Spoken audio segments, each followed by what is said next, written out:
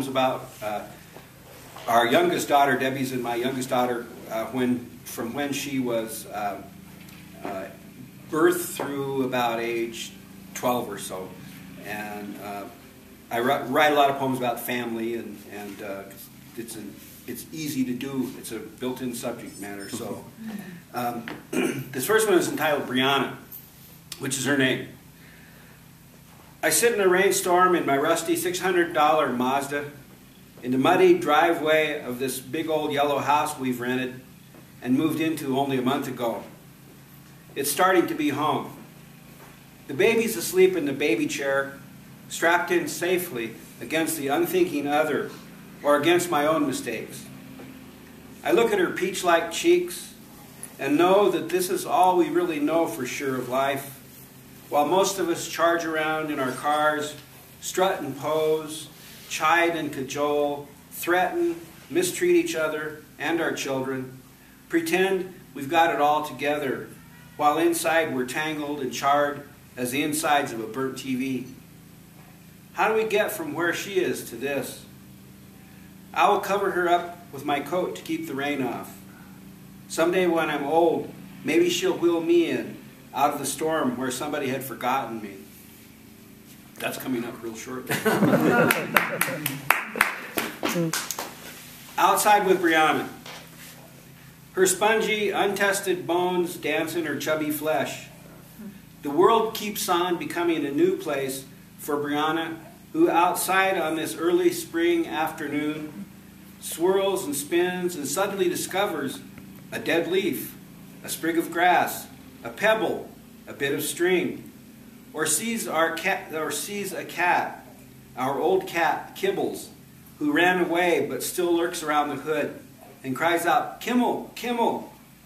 In my old band gloom, she makes me see it is all still new. Even now, the earth groaning out of sorrow into mud.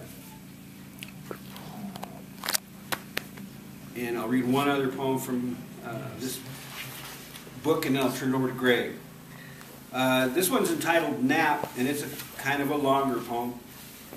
And this is, I got several poems in here I realized after I put the manuscript together about patting Brianna to sleep. This is one of them. I'm sitting in the blue lazy boy in the TV room, waiting for Brianna to fall asleep. I watched Bob Ross teach how to paint landscapes a while. Now I'm reading contemporary short stories about demented people who go around killing each other as obsessions. And there are others addicted to living lives with shattered glass. While she lies in her bed upstairs reading Muppet Babies. Something about a puff of cloud out in the northeastern sky catches my eye. It's not a cloud, but the disk of the moon, barely visible. She comes downstairs, declares she's not sleepy. I know better. Get her to lie down, first on one couch, then the other. Then finally she comes to me. I put my book down and we rock. I think of a painting I made yesterday. Lots of shapes of yellow, blues, greens, and reds. Think how easy it would be for me to learn to paint representationally. It's all technique and refinement of technique.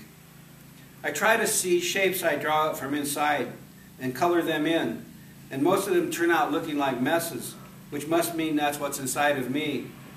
But I decided sometime yesterday to stop living and writing and thinking self-pity and not to paint self-pity, and so I went to this piece of cardboard, the flip side of Audrey's science display, and painted a bright picture of these shapes.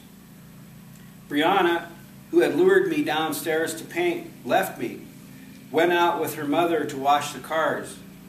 They tried to trick me outside to spray me, but I stayed with the paint, and that was yesterday.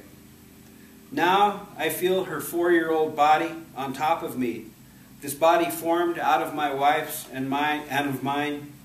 Feel her lying on my chest like a curve of the earth.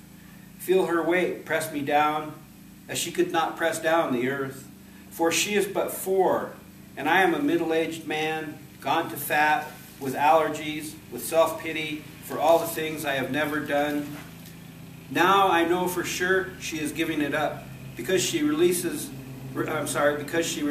against me and her breathing catches. She turns sideways and we rock, her right arm pulled weirdly behind herself, and I feel her small back under my hand as I pat it. How many times, too, have I rocked her sister and brother?